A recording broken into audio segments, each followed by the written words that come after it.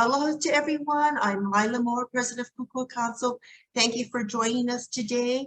Today we have Val Aquino Okimoto and Ron Menor, who are candidates for Honolulu City Council District 8. That area includes parts of Aiea, Waimalu, Pearl City, parts of Waipahu, Seaview, Crestview, Waipio, Gentry, Waipio, and Mililani. The district has changed somewhat. So welcome to both candidates. Let's start with introductions. So we're going to start with Ron, who has 5 minutes. Go ahead, Ron. Well, good morning and aloha to all of you. Thank you for this opportunity to dialogue with you this morning. I'm running for the City Council because I want to continue my work on the critical issues as a council member facing our island. You know, our city faces significant challenges requiring effective and experienced leadership that I have established through my track record as a former City Council member. I would be able to hit the ground running at the City Council and not have to learn about city government while on the job. I remain committed to public service as a way of giving back to the communities in which I have been fortunate to live, work, and raise my families. I have also always been a strong advocate for the positive changes and improvements that our communities want and need, and would continue to do so if I'm afforded the opportunity to serve as a council member. I'd also like to point out that as a fellow senior citizen, I understand the issues that Kokua Council has been advocating for on behalf of our seniors. Finally, during the time that I served on the council, I joined my colleagues in passing Bill 54, which was enacted into law as Ordinance 18-36 to establish an age-friendly city program within the Department of Community Services. The intent behind the program is to encourage city departments to develop policies, programs, services, facilities, and projects that would be planned, designed, operated, and maintained to accommodate users of all ages and abilities, especially our senior citizens. So I know that organizations representing the interests of seniors, including Kokua Council, made the enactment of that ordinance a top priority. So I want you to know that if I'm elected to the City Council, I will continue to work together with Kokua Council in advancing the issues and concerns of our elderly. So that's my opening statement, and I thank you very much for the opportunity to start with you today. Thank you very much, Ron. Val, your introduction, please. Thank you. Aloha, everyone, and good morning. I want to thank Lila and all of you here from the Kokua Council for having this debate for us today. Really grateful for the opportunity. My name, as mentioned earlier, is Val Aquino Okimoto. I am been a resident of Mililani for almost the past 20 years, but originally I hail from the beautiful Garden Isle of Kauai, where I was born and raised. My parents, were hardworking government employees. My grandparents actually were Philippine immigrant workers that came here to work on the plantation. So my dad was raised by his plantation by my grandparents who were on the plantation. My mom's story is a little bit more interesting. She was actually born here on Oahu, but was adopted on Kauai by my Hawaiian tutu. So I was raised very much embedded in the local culture with all of our ethnicities kind of combined.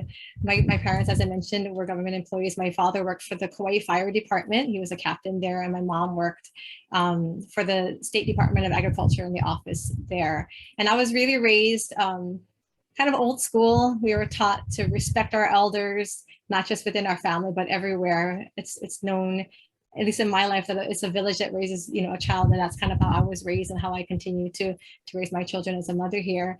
So I grew up playing sports. I'm going to school. I graduated from Kauai High School and came here and got a degree in accounting with a minor in business from the Brigham Young University of Hawaii. And during that time, I actually took a break during my junior year, and I did a service mission for my church in the Philippines, where I lived there for a year and a half and spoke the Visayan dialect fluently at that time. That really changed the trajectory of my life. When I came back, I did finish my accounting degree and I did work at a local CPA firm, but I knew that my heart was for serving the public, serving the community. So I ended up leaving the private sector and I became a certified special education teacher, and I worked for the Department of Education here for 10 years. And during that time, I did teach at Highlands Intermediate, which is part of the current District 8, as well as Makalapa Elementary School. I then became a full-time stay-at-home mom. I'm a single mom now of 2 daughters, and they go to the public schools here in Mililani. And back in 2018, I was approached to ask to run for office. Never did I think I'd be doing this type of service, but my heart and passion has always been about the community. And when I decided to run 4 years ago without any prior legislative experience, I really felt it important to bridge this gap between our elected officials and what I consider myself the everyday person, again, not coming from a political background. I've worked really hard. My campaigns have always been about grassroots, boots on the ground. And the one way I connect with the community is I walk door to door. And I've been grateful to have made connections over the past 4 years and continue to do so this year with this district that was, as mentioned earlier, is a lot different than what it was before. So, you know, I'm running for this office. Many have asked me, why are you doing this? And I hope that as we dialogue today, you can see my passion for this, that it has been all about getting leadership in office now that's willing to listen and work and collaborate. I think we're here for a new generation of leaders. I feel like I have just the right amount of experience, having going through the last 2 years while being in office and being in leadership, where we had to make tough decisions for our community, for our state, as well as on the county level. I was able to do that while still staying very embedded in the community. So I'm here today to discuss. I'm looking forward to more dialogue, and hopefully throughout this process, you will get to learn me. But most importantly, if you remember anything else, just know that my heart and passion is to serve the community as a teacher, as a mom, as a servant leader, but most importantly, as a local girl who loves this state and our island of Oahu. Mahalo. Thank you very much, Val. All right. The first question comes from our director, Barbara Service. Barbara, are you there? I'm here. Okay. Hi. And the question will go to Val first. To Val, okay. Hi, Val, good morning. Hi, Barbara, good morning. I heard a presentation the other day by Lori Kahikina about the rail, and a couple things I learned are kind of interesting. I didn't realize that HART was just building the rail. I thought they were going to run the rail too. So that was something, you know, it's been around for a long time, and I'm just now learning something that's pretty basic about it. My concern is, and this Lori bore this out, is that ridership is expected to be low. And considering the cost of this project, even without considering the cost, that's a real problem. I'd like to know how on the city council, on the city council, you would try to increase ridership, incentivize ridership, and you know, help the people in that part of the island get to where they need to be. Thank you for that question, Barbara.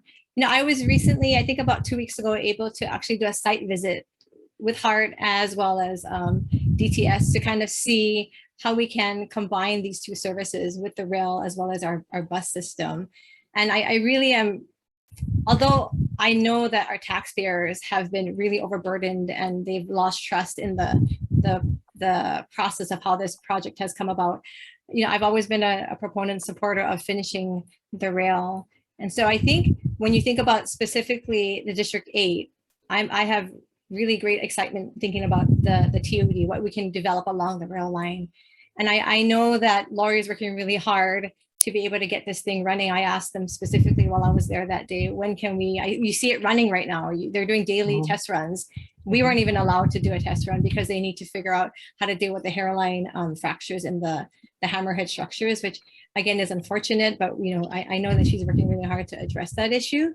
So to me, increasing the ridership would be really connecting back with the communities. I think we need to develop along the rail line to have more opportunities for people to get on and off. And once they see that their lives can be impacted positively by getting on there, where their residents are, where their jobs are, then it'll be an opportunity for us to see how we can eliminate or alleviate the traffic. But working with the bus line is also very important. Mililani, unfortunately, we had the structure that was going to be by Sam's Club, the parking structure that has been deferred at this time because of the cost and because of the unstable ground, unfortunately, that was there underneath that they built on top of that we can't use right now because of the liability. But we have an opportunity in District 8 along Pearl City to be able to develop industries, develop careers and jobs and housing that I think will really be beneficial, and they will be the ones to use the rail line. So I think it's going to be a process of working with HART, working with DTS, and working. We are at 2 minutes. Okay, thank you. All right, the question now Thank you, goes to Val. Thank you. Well, several Ron? things. There's several things that need to be done. First of all, we have to keep the transit fees low, the whole card fees low for people who want to ride rail to ensure that it's affordable to many of our riders. Secondly, I was disappointed when HART made the decision to delete the Pearl Highlands parking garage from their rail project recovery plan. During my first term on the council, I was a strong proponent of the parking garage and was able to obtain the commitment of HART officials at that time to include the parking garage as part of the rail project. And I supported the parking garage, not only to facilitate access for many Central Oahu residents whom I represented to be able to utilize rail, but also because of my concern that if the parking garage were eliminated, that it would reduce ridership and ultimately, possibly, potentially negatively impact the future financial viability of the system. So therefore, one of my top priorities if I'm elected to the city council will be to meet with HART officials and city transportation officials to try to come up with an alternative plan for a parking facility. And finally, I support continuing rail to Kaka'ako based on the fact that that's what apparently we can afford at this time. However, I believe that city officials should engage in a close dialogue and discussion, serious discussions with federal and state officials to look at alternative funding mechanisms and the financial feasibility of perhaps extending rail beyond Kaka'ako. And the reason why I say that is because the designation of Kaka'ako as an interim terminus will definitely reduce ridership, whereas if we eventually extend to Ala Moana, if it's financially feasible, will allow us to maintain the kind of ridership that was projected when the city council approved the rail project many years ago. So those are the specific ways in which I think we can address the issues of ridership. Thank you. All right, Val, you have a minute. Would you like to enhance your response? Yes, I want to comment on. I also was disappointed with the Mililani substation parking station being stopped, deferred. But that to me is a testament of how many times the government, we have projects that are planned and poorly planned. This should have never happened if they had known, and which I'm aware of, that the ground underneath was known to not have been stable enough, yet the thing was built, the structure was built. So with me, you're going to get somebody who's always going to be trying to figure out how to eliminate these 2020 hindsight vision of making mistakes in poor planning and moving forward. But I also want to comment, when I think about the future of the rail, my children, future generations are going to be the ones to increase the ridership as well. And I've always been a proponent of working with developers. How can we incentivize development around the rail to increase the ridership? We're thinking of it just right now with our own eyes, but the vision of the rail, the project, it will really incentivize future growth that not just my keiki, but future generations will be able to use it if we can finish it properly. Thank you. Thank you, Val. All right, Ron, would you like to add to that? Yes, further clarify. So as I indicated, I want to have HART officials look at alternative plans for a parking facility, but more specifically, what I want HART officials to do is to explore the feasibility of entering into a public-private partnership to build and operate a new parking facility. And I really think that such an arrangement would be attractive to private entities, given the fact that there would be, I believe, lucrative commercial opportunities that a parking facility located adjacent to the rail station could generate. And as examples in municipalities that have rail projects, we have commercial and business enterprises that have been thriving, that have been doing business close to the rail line. So we need to look at public and private partnerships, and I've always supported it, and that has to be evaluated with respect to this particular issue. Thank you. Thank you for both of your responses. Our next question comes from Director Dale Head. Dale, are you there? Yes, I'm here. Hey, thank you very much for giving us some of your valuable time this morning. Appreciate. Okay, interesting question here. Over the past 19 years, the percentage of our Hawaii population residing in homeowner associations has doubled from 20% to 40%, which obviates that in a few years, we will pass the 50% threshold. What can the city do to protect those property owners from predatory business management practices? Thank you. All Well, right, my this quick- question goes to Ron first. Sorry about that.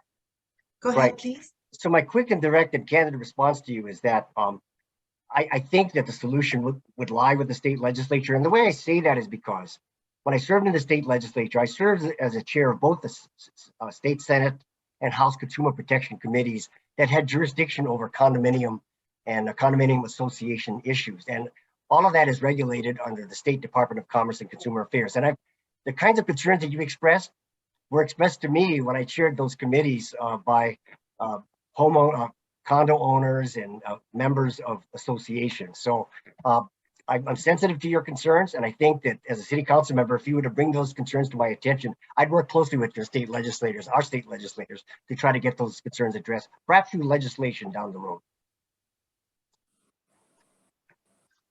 Thank you, Ron. All right, Val, your answer, please.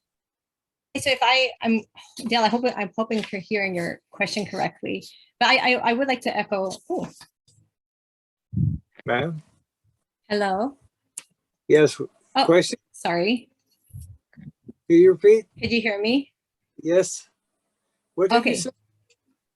I'm sorry. I just lost you for a second there. I got a little scared. Okay. No, I would like to echo what Ron said. You know, I think one of the benefits with me is I'm currently in the state legislature, so I'm willing to work and continue the collaboration between the city and county.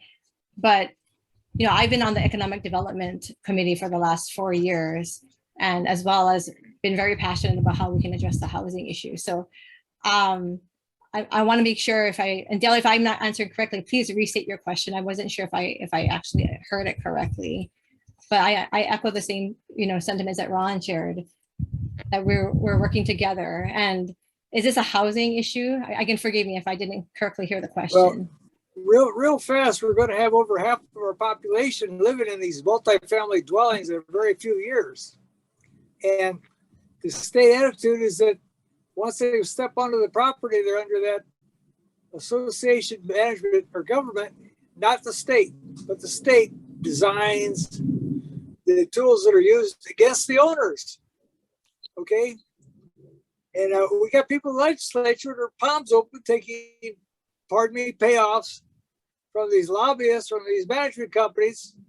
They pull a myriad dirty tricks. I can't get into it right now, but we don't get consumer protection from DCCA. We get consumer exploitation, all right, due to vague wording in our statutes. Okay.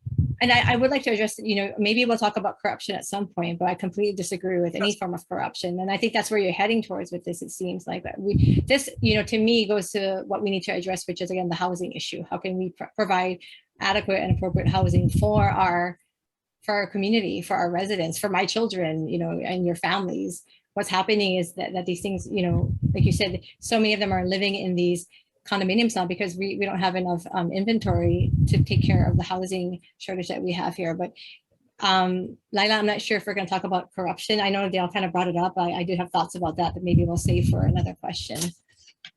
We will. Thank you. All right. And Ron, would you like to add to that? No, I think I've responded. I've stated my position on that question. Thank you very much. All right, Val, anything to add? No, I'm good. Thank you. All right, thank you very much. All right, the next question comes from Director Don Smith.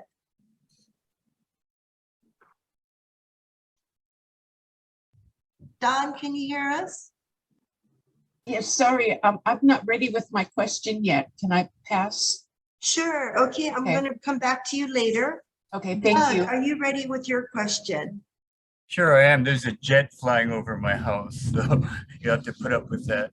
You know, I was originally going to ask a question regarding the Filipino community because the Hawaii Filipino Chronicle points out that this race, both candidates have Filipino ancestry and serving what was traditionally a Filipino community. But I looked up, you know, the redistricting really changed the demographics, I think. I mean, Philcom's no longer in District 8, right? So I might ask that question later, but this race is unique in another way, and that's both of you have been, or in this case, are state legislators.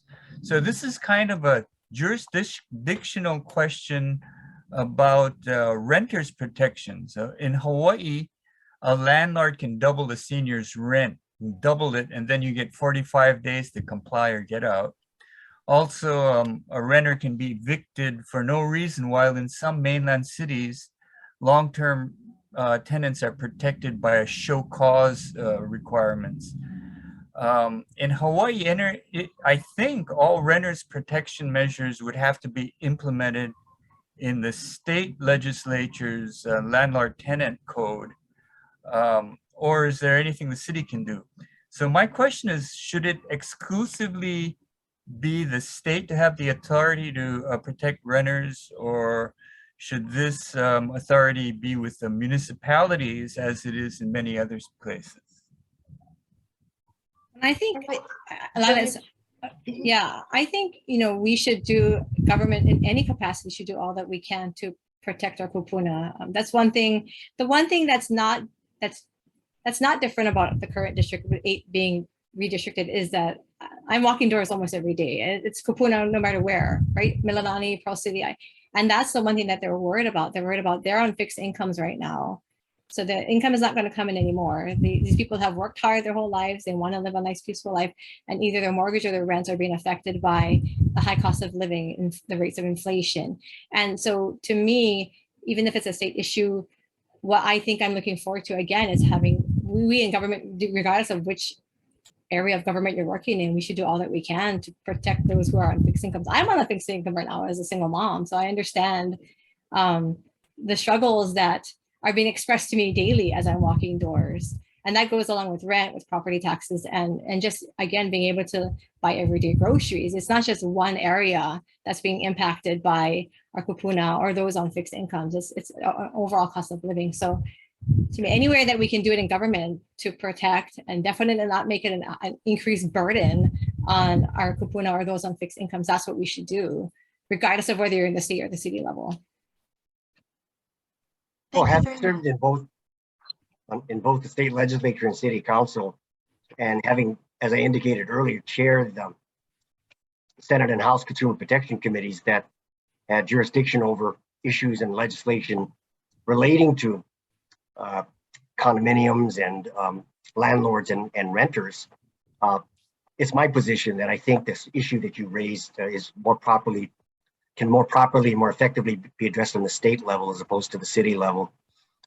When you talk about tenant rights, of course, that's already covered in the landlord tenant code. And if you think that the code needs to be amended to afford additional protections to renters, then the remedy and direct solution to that concern would be to contact the state legislature and perhaps introduce a bill to amend the landlord tenant code. Secondly, there's a principle called preemption, which you may have heard of, which indicates that if the state legislature has passed a law that covers a particular area of concern, that the counties will be preempted from enacting similar laws to address that particular area of concern. So in this particular instance, since the issue is covered under the landlord tenant code, I think that the city and county would be preempted from passing a law that would be inconsistent with or in conflict with the provisions of the landlord tenant code. And finally, it's the state, we already have state agencies that are charged with the responsibility of receiving complaints from tenants if they feel that they've been wronged or their rights have been violated by the landlord. We have, of course, the Office of Consumer Protection. We don't have a similar agency on the city level to be able to handle that. So we'd have to create a new agency, new bureaucracy to address that particular issue. So I think the remedy is to get the state government to be more responsive to your concerns. And so that's my take on the issue. Thank you, Ron. So Val, you have another minute you want to add or? Well, really, really quickly, and I want to thank Ron for that response. And as I sat here listening to it, I think that's a benefit from a candidate like me, where I am able to work well. So I'm excited to be able to, if this is a Kuleana of the state, when I'm serving in the council, I will have those connections to be able to get stuff done, to be able to communicate and collaborate. Many times you see that there's friction between the state legislature and the city council or the mayor and the governor. With someone like me, you have someone who's able to work and build relationships and collaborate. And I think that's what our people are looking for, regardless of the issue. That's something I can offer, I know, as a future leader in the council and currently in the leader in the House. Thank you. Ron, do you want to add anything? No, that's fine. Right, thank you very much. The next question comes from Director Greg Misakian. Greg? I think you have to start my video, Lila. Oh, what happened? You have control of it. I do. Let me see. What in the Here we go. world happened to there? Oh, First, aloha to both of you and all who have joined us today.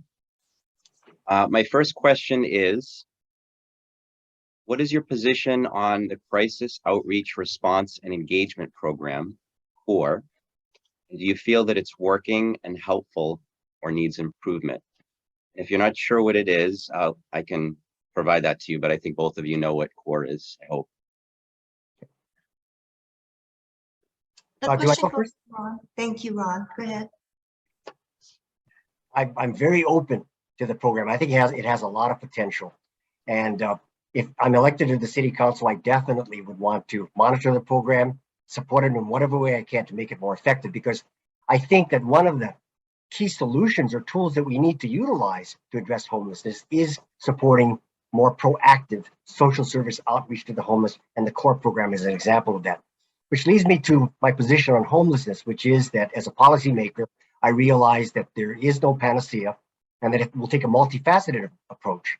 I believe that this approach should include not only core social service outreach, but also relocating homeless individuals who are on the streets to low-cost temporary shelter facilities where they would also have access to social services and treatment for the mental health and addiction issues that contribute to their homelessness. And the Kahali Tiny Homes project in Kailoa, I believe, is an example of that.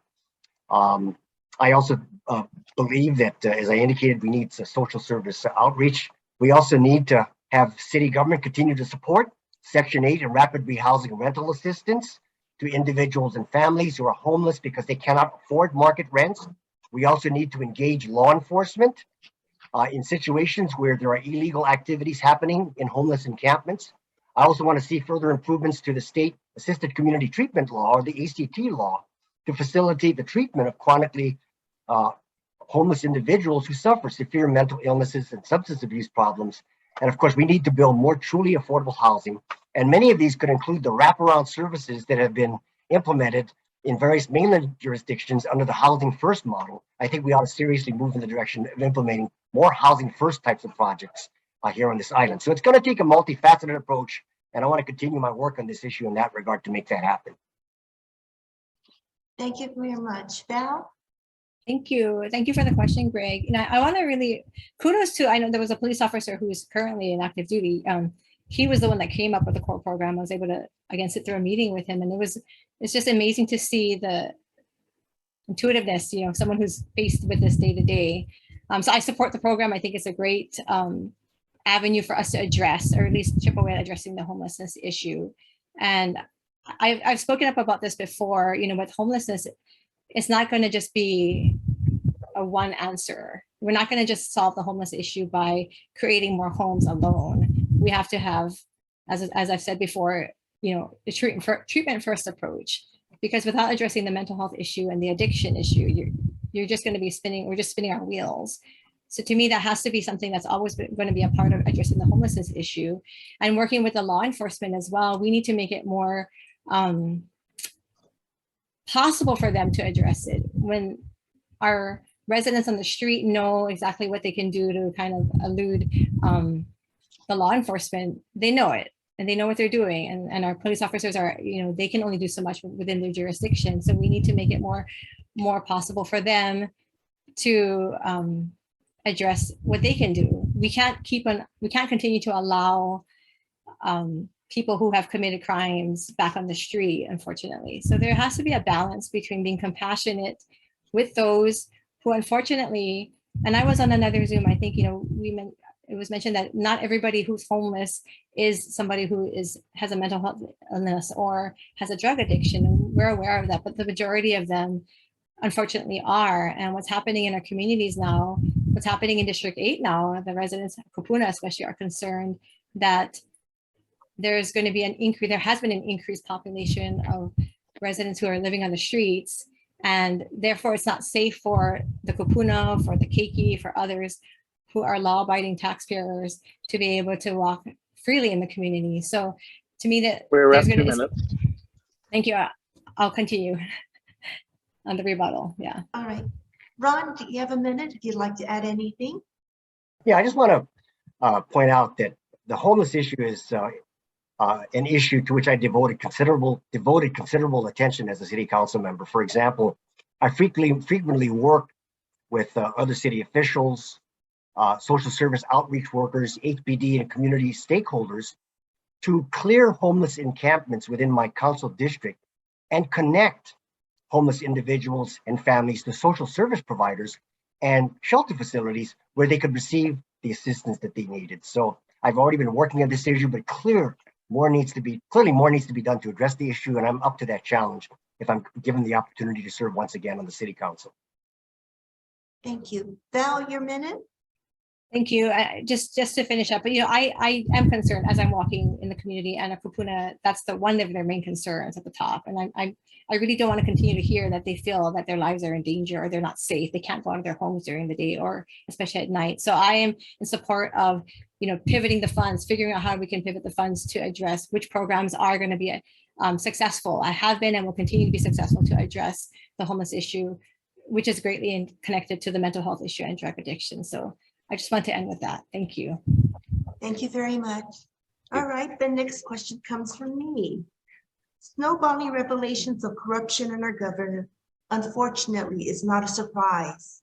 Pay to play was evident when we grassroots advocates couldn't secure appointments with our government officials, couldn't get our calls returned, but noticed that lobbyists freely walked in and out of those offices. Set aside respectable but passive studies and ethics classes and tell us what actions you'll do to eliminate corruption in government. And Val, you'll start with your 2-minute response. Thank you. I firmly believe that we as elected officials, and I stand by this, we need to be the example and not the exception. One of the reasons I ran for office 4 years ago and why I continue to run is because I firmly believe that we should not have people in office who are just here for pay to play. It should never be about that. It should always be about the people. And when I run for office, and I continue to run, is to fight for those, the everyday person who feels like their voices are not being heard. I was there, unfortunately, early this year where 2 of our state legislators were arrested and later on convicted of corruption. And the people deserve better. I was frustrated. I am frustrated with someone like me and those who know me. I've never been beholden to any special interest group. Those unions or corporations or anybody who has a relationship with me, they know that I'm not a rubber stamp. They know that I am not going to hold a vote over their heads to get money from them. And I think the voters hold the power. When you elect an official, hold us accountable. There's enough ethics laws. We get training every year on ethics. I think the laws is there. But the individual that's in office, whether elected office or serving in a department, that's a government department, we need to be held responsible, and we need to elect those people or put people into these positions that are not going to be pay to play. And the system right now needs to be improved upon, because what happens is when you have people in office and then they're not held accountable, or their decisions are made behind closed doors, that's when you can have the festering and the options, the possibility of corruption. And I firmly stand by who I've been, who I am. I've always been about the people. And I think when you put your vote behind me, as I've done in the last 4 years, it's never going to be about me, about filling my pocketbook, about filling my campaign account. It's never that. It's always going to be about what I can do to better the community. And so I think we need more people like that in office. That's why I continue to fight. And definitely when we have ethics, And those you're who at are 2 not minutes. following, they should be held accountable. Thank you. Thank you. All right, Ron, your 2 minutes. Well, I do support stronger ethics laws and tougher laws against government corruption. More specifically, there is a commission to improve standards of conduct that is currently being chaired by a former judge and includes representatives of the State Campaign Spending Commission, the State Ethics Commission, and the League of Women Voters. The commission will be submitting recommendations to strengthen our laws relating to campaign finance and government ethics for consideration to the state legislature during the 2023 legislative session. And I believe that the state legislature needs to carefully consider and review and consider the adoption of the recommendations of this commission during the next legislative session to address the concerns about corruption. Moreover, I believe that government officials must take a strong stand when government corruption is uncovered. For example, as the chair of the Executive Matters and Legal Affairs Committee at the City Council, I rejected the request of Louis K. Aloha to use taxpayer dollars to pay for his defense attorney's fees in federal criminal proceedings.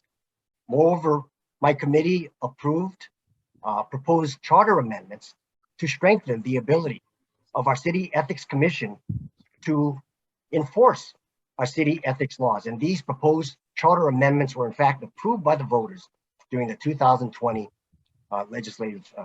during the 2020 general election. So I'm on record as standing against the corruption, and I will continue to do so if elected to the City Council. Thank you very much. Val, you have a minute to add if you'd like. Thank you. I just wanted to finish up, continue with what I was saying about the transparency, accountability.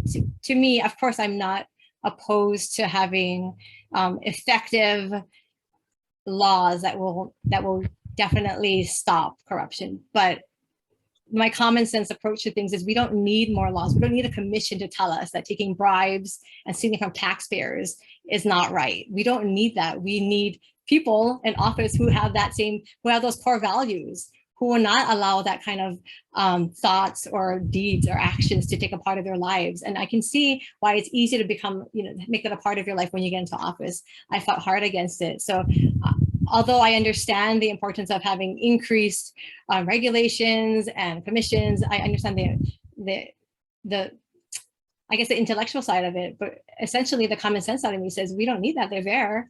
We just need to have people that are not going to be dishonest and corrupt. That's what we did in office. And that's what you get with me. Thank you very much. Ron, would you like to add something? No, I believe I've adequately stated my position. All right, thank you very much. Our next question comes from Director Rick Tabor. So I guess I do have a question. So I want to thank you guys for joining us. I'm really appreciating the passion that both of you guys have and all the public service that you've already offered to our community. So I'm going to step out of the box. I actually didn't have a real question, but back in the beginning when we started doing this, I was thinking about asking, and I'm going to ask you. So who goes first? Is it Ron? Okay. Is it Ron, Lila? No, yes, it would be Okay. Ron next. Mhm. All right. So Ron, and then after Ron, then Val. Ron, what do you like about your opponent? You have 2 minutes. The fact that she's the mother of two very nice daughters, because I'm a proud father myself, and I have always considered being a husband and father of two great children as being just areas where I'm very fortunate in my life. So the fact that she's a mother of children, I commend her for that. And take care of your daughters, Val. Thanks, Ron. And we know as parents, how whether you're the mother or the father, and I do respect that about Ron as well. I think with Ron, what I admire is something that I maybe I lack it. So maybe I admire that he has this plethora of information at any moment, at any time. Ron can give out information that is really inspiring, and I think it's neat. And I admire Ron for sticking through the challenges that our communities have faced and still having the desire to serve. Thank you. Hey Val, could I put that in my brochure? You want to take a picture together? So I'm not sure a rebuttal is needed, but Ron, do you want to add anything? No, Okay. being in public service is not easy. So anybody who's involved in public service, I commend them, and Thanks. I commend Exactly. others who serve in public service. Yeah. How about you, Val? Anything you want to add? But likewise, I think even though we're parents and our kids are different ages, as a parent, both Ron and I know that you never, no matter how old or how young your kids are, it never changes. You're still that parent. So I think for me, it's going to be, while I appreciate and I respect, I think I've stated clearly the differences between us. And so I appreciate you looking for the positives, but I'm still focused on, making sure that the people know why I'm here. Thank you. Thank you very Thank you. much.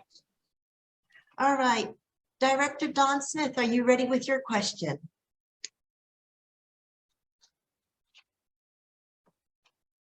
Yes, hi. Thank you guys both. This question is kind of general, but I don't know if it's been always going on, but this year it seems like so many candidates are switching from state, county, or city to some different office. And I mean, what is it like a regular job? You just didn't like your coworkers, or what's the point of like, what's his name? Inui, stayed years and he did a lot for Hawaii by staying put. But right now it seems like so many people moving around, and I don't know what, I'm just really confused. What is the grass going to be greener at the city council than it was at the legislature? I'll be quiet now. And I think I'm first on this, correct? Right. Yeah. Thank you for that question. I get asked it all the time, actually. For me, public service has always been a calling. It's not something about getting a title. However I can best impact the community is where I'm going to go. And to be honest, when I first got elected in 2018 and got into, started working in 2019, many of the emails and the calls to my office were city and county issues. Many of them till today. I'm on the streets and people, and they don't know the difference. I didn't know the difference. They don't know. All they know is that they have a concern and they bring it to my attention. And I get calls from even different islands because our office is responsive, regardless of jurisdiction, location. They know, they get referred to my office because they know that Val Aquino's office is going to answer it. So when the district line got redistricted, I saw the opportunity to how can I best impact my community? What can I do, knowing the skill set I have and what I can offer? What can I do to have a direct impact on the community? So it's never going to be about having a title. It's never going to be about holding a specific office. When I feel that I've done all I can, this is a calling for me, then I'm hoping I can inspire others to follow behind me and take my place. But at this time, at this moment, I feel that I have the right experience and the right passion and drive to offer a new type of a new type of leadership, a new generation of fresh thinking and ideas and collaboration. And so that's why I'm doing this. Trust me, it would be a lot more calm in my life if I chose to have not done this. But my decision for running for public office has never been about myself. It's always been about the community. Ron? Okay, well, Dawn, look, I'm not looking at switching to a different position. I'm asking for the opportunity to continue serving in the same position, to serve as a city council member. I served 2 terms representing Council District 9, but because of the city reapportionment, I now have an opportunity to represent a slightly different district. And I'm running for city council because, I continue to have a strong desire to continue serving my constituents on the city council and addressing the critical issues facing our city and using my experience to be able to do an effective job in addressing those issues. So I'm not looking at switching positions. And finally, I just want to point out that I make this pledge to you today that if I'm elected to the city council, this will be my last position, my last elective office. I'm going to dedicate my entire energy and my full commitment in the coming years to doing the best job I can at the city council level. I have no plans to run for any other office, no plans to run for higher office. This is it. So hopefully the residents of District 8 will give me that opportunity, because I really would like to continue serving in the city council. Val, anything to add? Thank you. And I've stated this before, that I have no disrespect for Ron or any others who have served, previously. But I know, especially walking door to door, that the people are craving. They want new leadership. If someone has been in office for decades and decades, and yet we still have the same problems, if not worse, then what are people left with? They've lost hope. And I'm here to give them that hope. I'm not here as a career politician. I mentioned it's a calling for me. I don't do this to better myself, and I'm not just trying to disrespect anyone. However, the people are looking for new leadership, and if it hasn't been done in the past, how can we trust that it's going to be addressed in the future? So the only alternative for me is to put myself in the mix and offer the people a new choice, a new voice, and something brighter to look for in the future, and that's why I'm here. Thank you. Ron, do you want to add something to this? Well, I'm hearing quite a different message or response from many people that have come into contact in this district, who feel that, who commend me for wanting to continue a difficult career in public service, commend me for my years of service, and who see that I've got the experience to be able to do an effective job, on the city council. And I also would like to point out that, during the time I served on the council, that I, as one council member, made meaningful contributions in addressing the critical issues facing our island in terms of affordable housing, homelessness, ensuring that our district receives its fair share of funds and resources for the important core services and improvement projects that our communities want and need. So, I never promised that we'd be able to resolve all the problems of the world, but I think my record clearly indicates accomplishment, that we've made meaningful progress, but I acknowledge much more remains to be done. And I believe that I'm in the best position to accomplish that for the constituents of my district and for the residents of this island. Thank you very much. All right. Barbara, do you have a second question?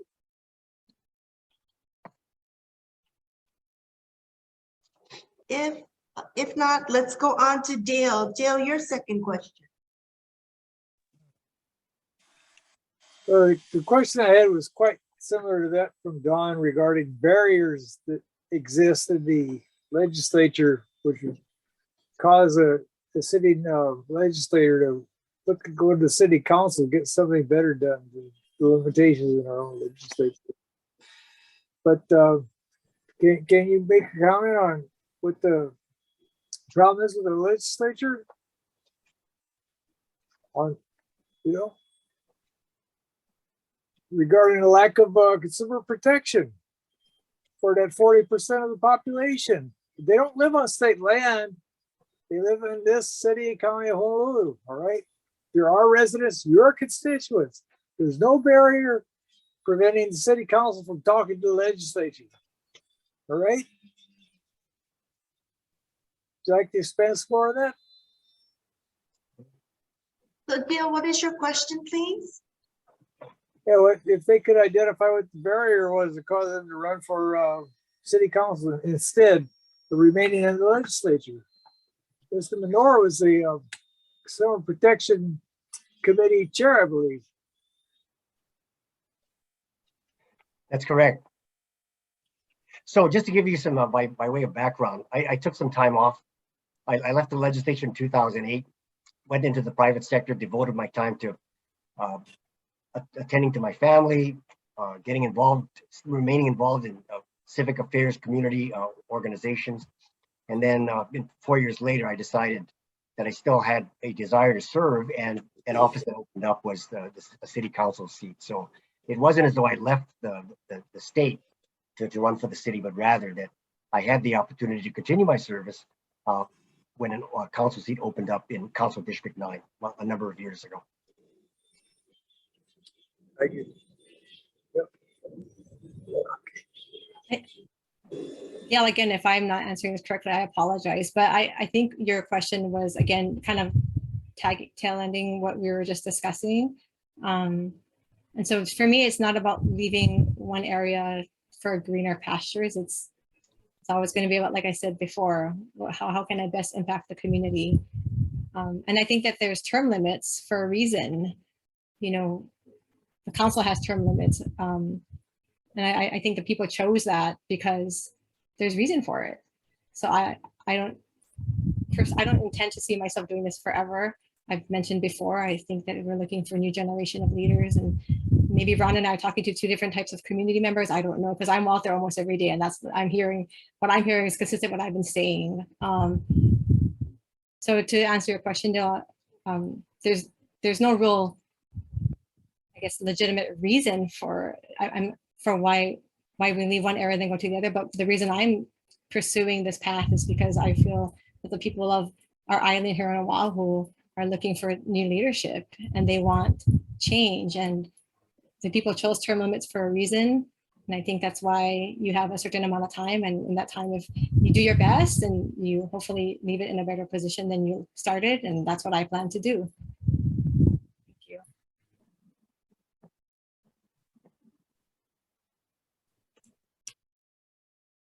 Lila, you're muted. Ron, did you want to add anything? No, nothing to add. Okay. And Val, did you want to use your minute to add more? No, I'm good as well. Thank you. Okay, very good. The next question comes from Doug Matsuoka. Hi, it's me again. Thanks a lot for being here again. Okay, you've both touched on this. It's a question regarding homelessness and that sort of thing.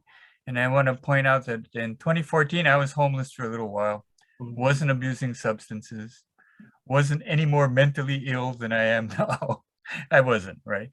So anyway, with 33% of Hawaii's residents identified within the acronym of ALICE, asset limited, income constrained, employed, there's a growing number of homeless who end up on the streets not because they have mental problems or abusing substances, but for financial reasons, and they can't make rent.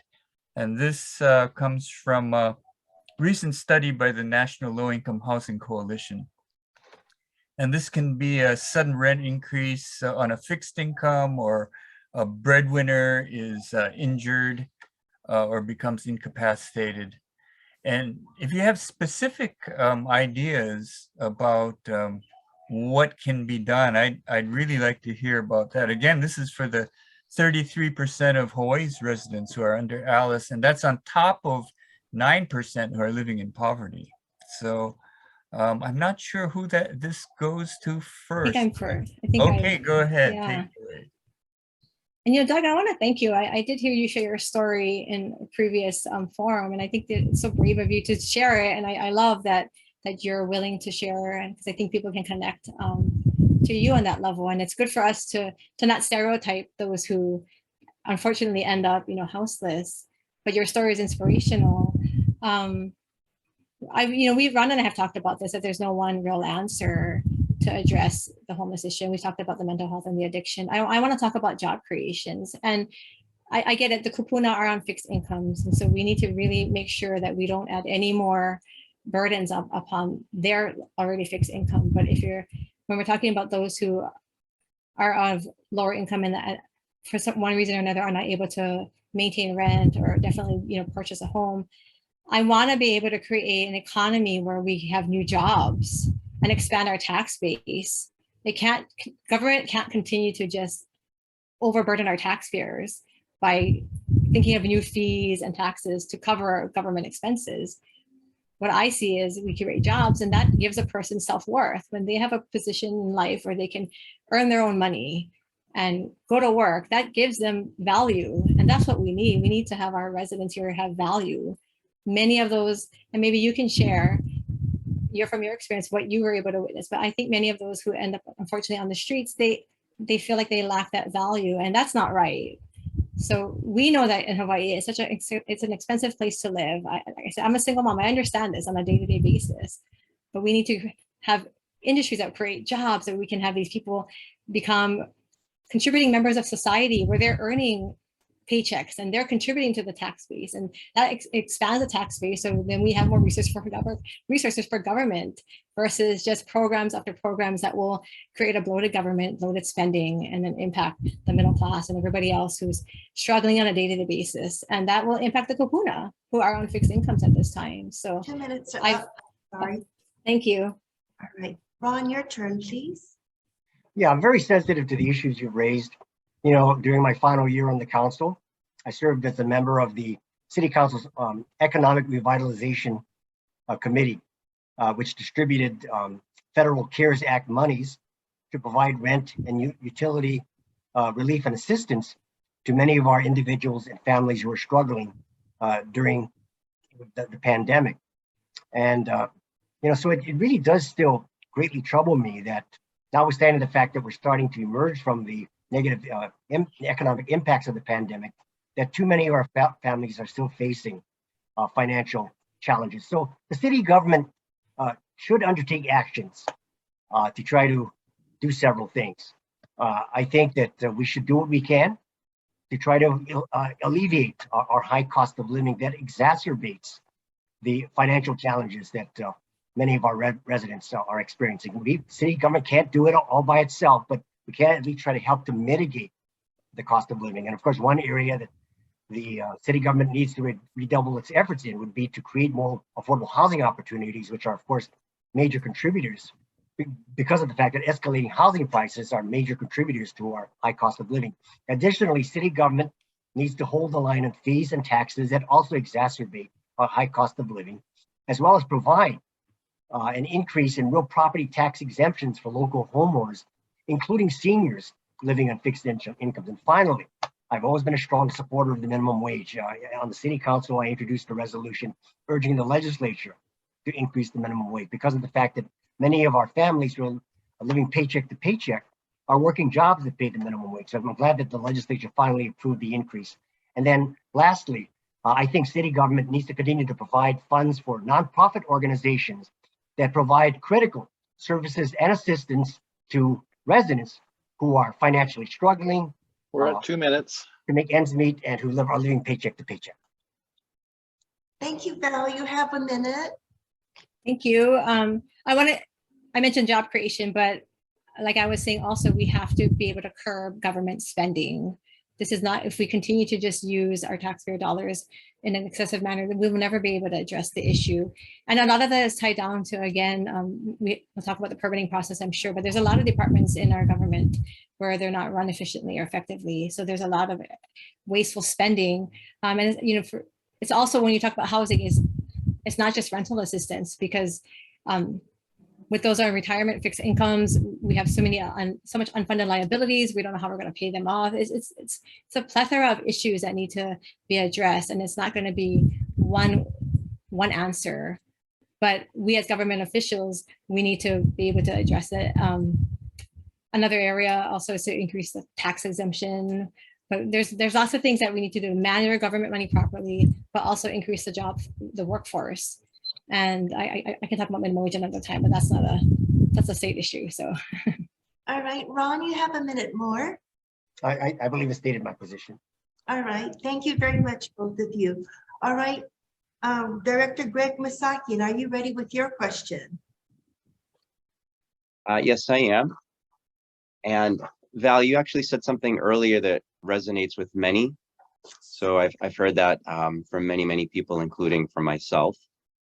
So I have a question that I prepared. Let's see, during the campaign, there's always a lot of talk about what candidates will do: fixing infrastructure, more affordable housing, reducing crime, and reducing homelessness. It seems that all of these promises made by so many and over many years, seems that if all of these promises made by so many and over many years were really acted on, all of the issues would be resolved or mostly resolved by now. Fortunately, the opposite seems to be more apparent, with many issues worse than they were years ago. Why do you think that is? And if elected, what do you promise to do to make next year and throughout your term different than the status quo? And if you could, I'd ask to give some specific examples, because I think procedural issues, funding, the actual, in the weeds issues is where these things pop up. So if you could give examples of what you think is the problematic areas, why these issues aren't getting resolved. Thank you, Greg. That's a great question. And really what drives me, and you can tell my passion when it comes to this issue, because many times I feel like we do get into the weeds. And when I'm walking door to door, honestly, people are not asking me the names of bills or which unions endorse me. I mean, they're asking me everyday life questions. And I've been open and public about my plans. A lot of it is, having economic development. And what excites me about District 8 is that there's actual opportunity zones federally slated. There's federal funding that can be used in Pro City, in Waipahu, in this district that I'm running for, to be able to create jobs, create industries, and responsible development. But to answer your question, what we can do is, how can we address this? Why hasn't it been done before? I think it's accountability. That's the word. There's not enough transparency and accountability in government. And that's a big frustration of mine. That's what motivates me to get up every day and do what I'm doing and to continue to fight, because as an everyday person, as a single mom, I know the struggles. And I know that when I'm walking doors, that's what they're saying. I can talk about economic development. We talked about the homelessness issue. I can talk about addressing DPP, but the people want to see results. And with me, whether I know every bill number or not, guess what? I'll figure it out, just like I did 4 years ago. I surround myself with the right team to get myself educated and up to par. But what I have that I haven't seen in anybody else actually is the ability to connect to the community, to listen, to hear their concerns, and use that in my everyday decision making. And I really am engrossed in this community so much that I know that what they're looking for is someone who's going to be able to stand up and speak up. And I may not always agree with everybody, but I've been vocal and public about standing up for the everyday person who feels like their voices are being lost. We have people on our island We're now, at in 2 our minutes. state. 2 minutes. Thank you. I'll continue.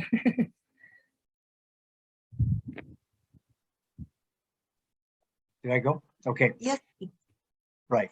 So I hear a lot of talk about change, but I really think that the voters in this election need to hear from candidates who offer more than generalities and talk simply about change, but come up with a specific platform with specific actions that can be undertaken to address the critical issues that they're concerned about. And I've done that in terms of my platform. Secondly, to be quite frank, the issues that we've been talking about are difficult and complex, that are not subject to any single answers or easy solutions. When you talk about the economy, the cost of living, so much of that is directly impacted by forces, economic trends beyond our control in terms of inflation, high interest rates, and supply side constraints.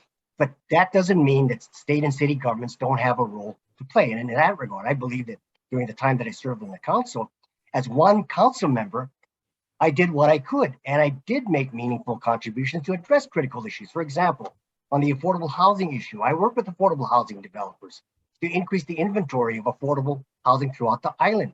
I got the council to approve numerous affordable housing projects. And because of limited time I have offline, I can share with you the projects that my committee, the Zoning, Planning and Housing Committee, did in fact approve. I also introduced Resolution 14-200, which established our city's accessory dwelling unit or ADU program. I also co-authored Bill 89, which was enacted into law as Ordinance 1918 to more strongly regulate short-term rentals. And I did that because of my recognition that the proliferation of illegal vacation rentals remove housing stock from our communities. On the issue of homelessness, I've already talked about my accomplishments. In terms of my district, I pushed for and was able to obtain funds for the important improvements and services that our communities need in terms of park, road, sidewalk improvements, adequate police and fire protection, trash collection, bus service, programs that benefit our We're at 2 minutes. activities. So, much more needs to be done.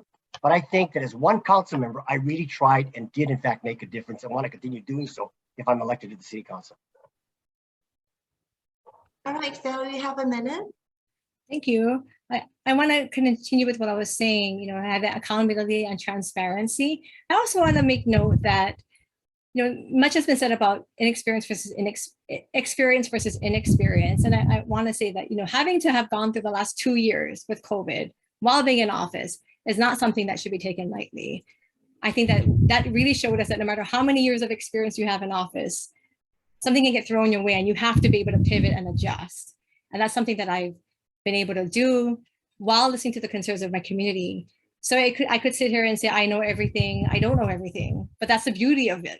We start somewhere and we learn and grow, and we can anticipate, you can prepare for it, but you don't know exactly what's going to come down the pipeline. You do your best to prepare for it, but you have to be able to adjust and pivot and be able to form a team around you that can help you make the best decisions and be able to be vocal about it and public about the decisions that you're making and stand by that.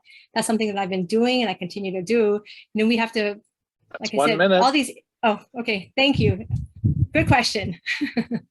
Well, why haven't we made more progress? To be quite frank with you, it's because I think many of our elected bodies have not done enough, acted decisively enough to implement the kinds of solutions we need. For example, affordable housing developers rely on funds from the state rental housing revolving fund. But for many years, the state legislature, of which Val was also a member, did not include or appropriate enough funds in the state rental housing revolving fund. Finally, this year, they've approved millions. More city lands should be made available for affordable housing. In fact, many of the affordable housing projects are built in city land, but we haven't made more of those lands available. The answers are clear-cut. The solutions are clear-cut. What we need is more decisiveness and a stronger political will to implement these solutions, and I'm committed to doing that if given the chance to serve on the city council. Thank you very much. All right. Thank you both. Thank you. All right, so the next question comes from me. And I know that many of our concerns are really large macro issues, but here's one that is on the city council level. Drive around our streets and you'll notice potholes and patchwork asphalt. Years ago, a government vendor who provided road work repairs disclosed to a colleague that the quality of asphalt was just good enough to require continuous and periodic repairs. In other words, continuous business. There's a couple of problems with that, including how did he know that he'll continue to get endless built-in business? What do you do about direct vendors and contracts that allow such directed business? The first question goes, this question goes to Ron first. Clearly, road improvements is a part of the core services that city government needs to provide. I'd like to say in my district, I was able to get city officials to do a pretty good job. Many of our major roadways, for example, in Mayola Parkway in Mililani, were adequately repaved. But I have to admit, there are other areas where the road work that's been being done by the Department of Facility Maintenance have been inadequate. Clearly, they need to use better materials. Clearly, they need to not just do patchwork, but to really dig into the foundations to ensure that when repaving work is done, that the life of the road resurfacing will last for a longer period of time. Much of this is under the city administration. It's the mayor's office, but also the Department of Facility Maintenance, the Department of Transportation Services, the Department of Design and Construction. As council members, we advocate for the community. We need to work with the departments to try to get them to do a better job of selecting contractors, engaging and undertaking contractual agreements that result in a better product and service for the communities that we represent. So my commitment is to continue to be a strong advocate for the concerns of my district, and in that regard, to work proactively to get our city departments to implement the projects that we as council members fund. We fund the projects. It's up to the city administration to follow through on it. And I haven't worked with the Blangiari administration. I hope he's going to bring a new approach, and that he's going to be more proactive in addressing the kind of concern that you just raised. Thank you very much. All right, Val, you have 2 minutes. It's important to know that the potholes is not just a district-specific concern. It is, island-wide, county-wide. So that's something that's very important to know.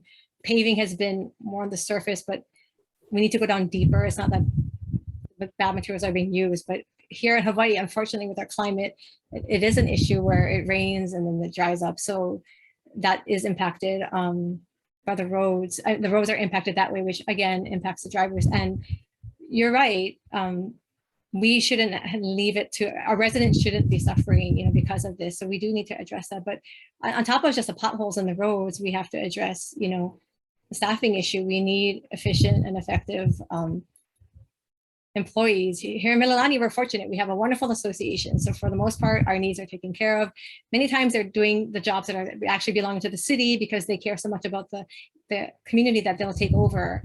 And I think that's a wonderful partnership, but we know that the city government has responsibilities, but we need to be able to address what's causing the shortages, what's causing the delays in work, why is it taking so long? Those are, it's not just one thing about getting the right materials or getting the potholes filled. To me, putting band-aids on issues is never going to solve the problem. It's just covering it temporarily, and we need to address the issue. So we need a robust workforce. We need to have our employees in the city working properly, and that way we can address the needs that are a part of not just District 8, but our entire county here on the island of Oahu.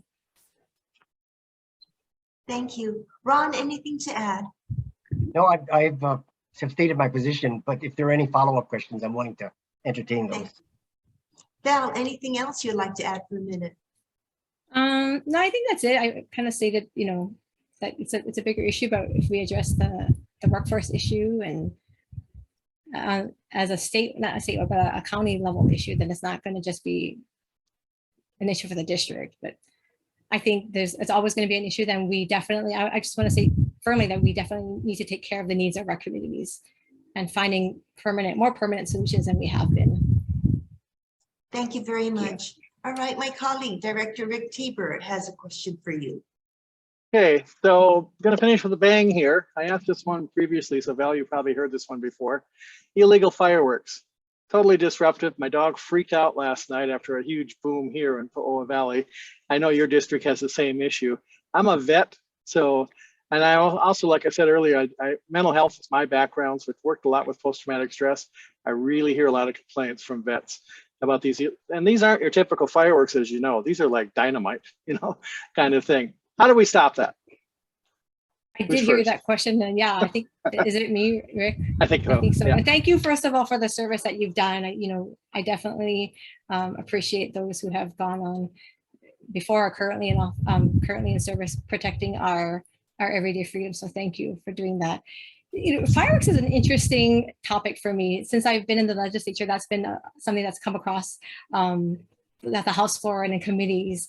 And I want to say that I've always been one about finding balance, because Hawaii is such a unique place, a melting pot of cultures, that a part of it is, connected to our local culture. So while I want to respect that there are those who want to celebrate New Year's and 4th of July in a festive manner, we do need to make sure that we also respect those like our vets and pet owners who are impacted by the excessive use of fireworks. And no one solution, again, I think, is finding that balance. I do want to say that I have walked doors, and in Pearl City specifically, Pearl City specifically, that was brought to my attention, not many times, but some people have brought it up, and they're not against fireworks, they're just against the misuse of it. There's a slotted time where the fireworks should be used, and there's certain fireworks that should be allowed, and that's okay with them. They're prepare themselves, they prepare their animals, but it's outside of that time period, or when it's excessive use of definitely things like you said, those big cannons and bombs that are not for the communities, definitely not for the communities where I live. That's where we have to find that balance. And it shouldn't be, to me, I think I've heard the questions about how do we stop this from coming in. I don't believe it should be incumbent on our longshoremen to go, and their jobs are to, bring goods into our state that we desperately need, but we need to be able to have law enforcement provide them with the resources that they need to address this issue. Because if it's against the law, we have to enforce them. Now the issue is who's going to enforce it. And I personally don't think that we should. That's 2 minutes. Thank you. Okay, I'll finish up. Yeah. Ron, Yes. Go ahead. Yeah, so I think that this is a matter of state and city collaboration. But the state and city have to be involved. Perhaps even the federal government. On the state level, well, it's clear our laws are pretty tough. The state laws are pretty tough. I mean, the kinds of pyrotechnics that you're mentioning, they're already illegal, but they're still being committed. So how do we deter that? And so I think under state law, the legislature's got to take the bull by the horns. and toughen the penalties, really substantially increase the fines. I don't know why the legislature did not this session or previous sessions move on tougher laws against fireworks. Perhaps, Val, you can respond to that in the minute that you will have. We got to toughen the penalties, the fines. Secondly, I think we've talked about this, but I think we need to move in the direction of perhaps doing a better job of inspecting the cargo. Maybe we could have a cargo inspection program, but of course that's going to take cooperation between the federal government and the state Department of Transportation. On the city level, I still think HPD can do a better job of enforcing. There's got to be a finding out who the major distributors are. Catch them and really have them pay a huge penalty or price so that they become an example of the kind of negative draconian sanctions that you're going to face if you distribute these large amounts of fireworks. So I think we need better enforcement. There's no way the police officers are going to be able to apprehend every violator because there's so many of these illegal fireworks that are being set off during New Year's, so many homes to cover. But if you can just catch a number of them and then throw the books at them to make an example of them, that has to be done. But stronger enforcement, tougher fines, and possibly inspections of the cargo bringing in these illegal fireworks. Those are the specific avenues we need to look at. Okay, thank you. Would you like to rebuttal, Val, or? Yeah, so Ron mentioned being brought to the legislature. There are strict laws that have come about. It's just the enforcing of it, which many times is going to be the hiccup when we create laws. How do we enforce this? You can create laws, but how do we enforce it? We have a police shortage. Also, there's that fine line between, okay, what's legal and then where are we infringing on someone's personal property? We have to be respectful of that so that it doesn't become unconstitutional. So we can make as many fines as we want, but it has to come back down to how do we enforce it? And we as legislators, whether at the city or the state level, have to do a better job of when laws are created to find effective and constitutional ways to enforce them. And you've talked about the police department and other issues in other forums. That's something that we need to address. How can we support our law enforcement? There is a shortage and that needs to be addressed. They're out there every day trying to figure out how to deal with the more violent crimes. And so to now tax this upon our police department that's already in a shortage is going to be a challenge for our department. That's 1 minute. Thank you. Ron, do you want to rebuttal? Yeah, just real briefly. I think there's got to be a way to identify the major distributors. The police identifies them, implement legally permissible, constitutional investigative procedures. I guess you could refer to these as stings or what have you. Identify these perpetrators, violators of the law, throw the books at them, and perhaps that'll set an example that hopefully will reduce the amount of illegal fireworks activity that we're having to put up with every New Year. Thank you, both of you. Appreciate it. Thank you very much. All right, so our next question comes from Director Doug Matsuoka. Doug? Hi, I get to ask my question on behalf of the Filipino community. Now, the Filipino as an ethnicity overtook Japanese for the #2 spot right behind white. And there seem to be issues that are specific to, well, not specific, but especially affect the Filipino community. For instance, COVID outbreak was really serious among Filipinos, mainly because they were in healthcare and food service, and those are honorable vocations, but I don't know if there's a reason why. Maybe they're doing the jobs that other people don't want to do. The other thing was that Filipino households have the most multi-occupation jobs. Everybody's got like more than one job. And again, this is very honorable, but there might be a reason why this is especially so among the Filipino community. So my question is, what issues do you think especially affect the Filipino community, and what do you propose might be solutions to them? And I'm not sure who this goes to first. We start with Ron. Ron. Well, first of all, I'm proud of my Filipino ethnicity and my culture. And so, I'm always concerned about any issues or problems that affect the Filipino community. I've always been a strong supporter of trying to advance the aspirations of our community. But, as an elected official, we represent all ethnic groups. And my sense is that the issues that impact Filipinos are those that impact all ethnic groups. You know, for Filipinos, we're very proud, and we always want to be, we take pride in being gainfully employed. We raise our children, try to educate them properly so that they can eventually achieve a better life for themselves and to advance their careers. So I would say the economy is a concern. I would say public education, which of course is under the jurisdiction of the state legislature, is a concern. Improving the economy, improving education. You know, many of our Filipino youngsters are moving out of state, and they're doing it because of our, you know, high cost of living and the lack of affordable housing opportunities. So that's where the state and city governments need to be more proactive in addressing those particular areas.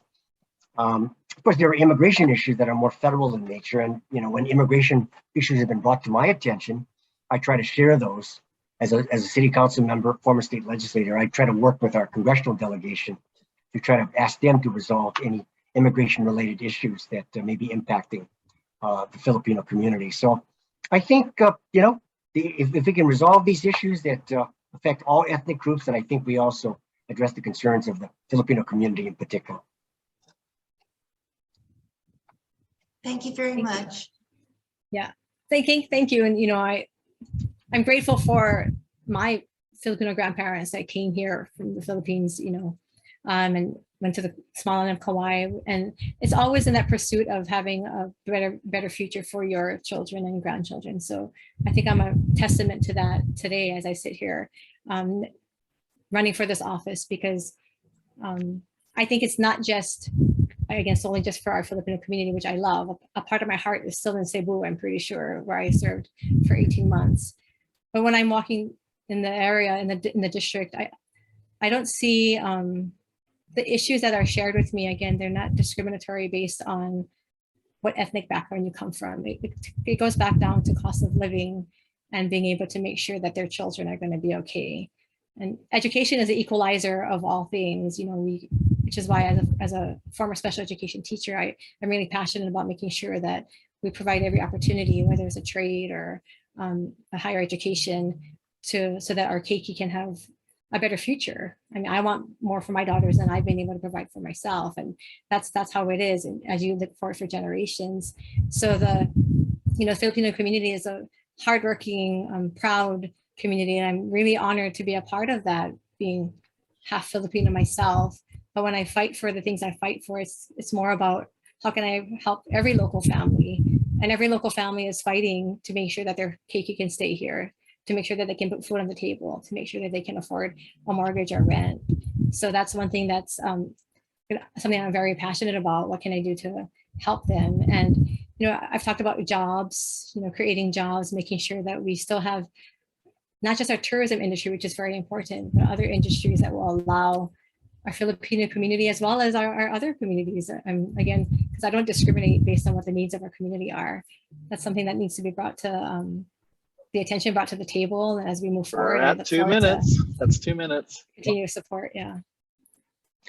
Yeah, as a follow-up, I've always been concerned about the access of immigrant groups, including my fellow Filipinos, access to the services that they need, promoting equality of access.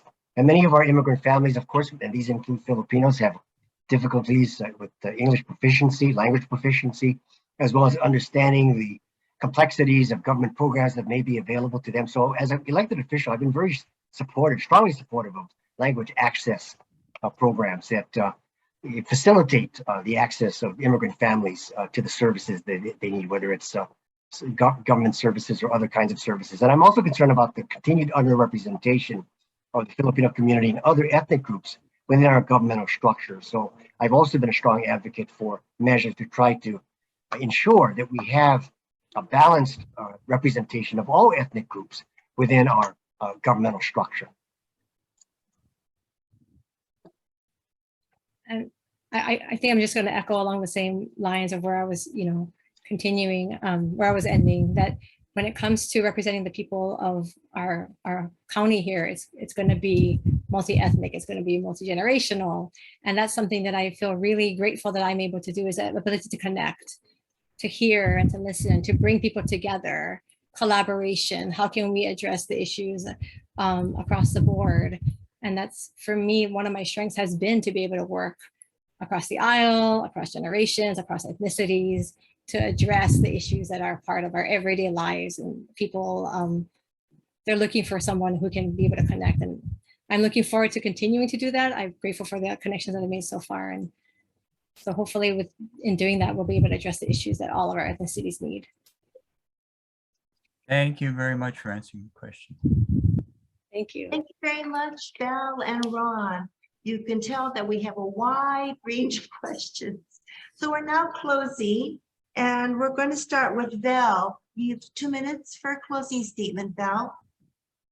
Thank you. I want to thank the Kokua Council again. Very, very grateful for the opportunity.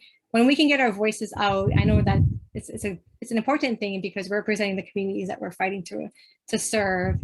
So I just want to close by saying, I am at heart a local girl through and through. I've been grateful to have served in office the last 4 years, and I hope that I can continue to serve, again, not because I need a title or I need some kind of validation of power authority. My desire has always been to represent the everyday person. And with me, you will find a humble yet driven and very motivated and passionate leader who will do everything I can to represent the people that have entrusted me with their votes. I'm a single mom, former teacher. I currently serve in office, but that title does not define me. What defines me is representing you, the Kupuna, the Keiki, everybody, your families. And if I'm so grateful to receive the votes to represent District 8, I promise, and I don't make promises easily, but I promise to serve with the passion and heart that you see in these forums that I've been able to serve in the last 4 years. If you haven't been able to learn more about me, please go to my webpage. It's www.valokimoto.com, and you can find me on social media at Val Okimoto. And I hope that when the ballots come out, you'll be able to give me an opportunity to be a new voice, a fresh new choice for you to serve in the City Council. And thank you for this opportunity. Mahalo nui loa. Thank you, Val. So Ron, your closing statement, please. I thank Kokua Council for this opportunity to dialogue. My decision to seek public office reflects my deep and lifelong commitment to public service. I have always been a strong advocate for the positive changes and improvements that our communities want and need, and will continue to do so if elected to the City Council. And as a father and a husband and proud father of 3 sons trying to start their own careers, I know the struggles of Hawaii's families. I know that the high cost of living makes it difficult to survive here in Hawaii. So with my years of experience in public service, I'm running for the City Council to try to build more affordable housing, keep our neighborhoods safer from crime, and fight to give our children and grandchildren a future here in Hawaii. So in that regard, I humbly ask for the support of the residents and voters in Council District 8. If you'd like to follow my activities, you can do so by following me on Facebook at Vote Ron Menor, or you can obtain more information about my candidacy at ronmenor.com. So mahalo again to the Kokua Council, and have a great week. Mahalo. On behalf of Kokua Council, my colleagues who you see here, we thank you very much for participating in this debate.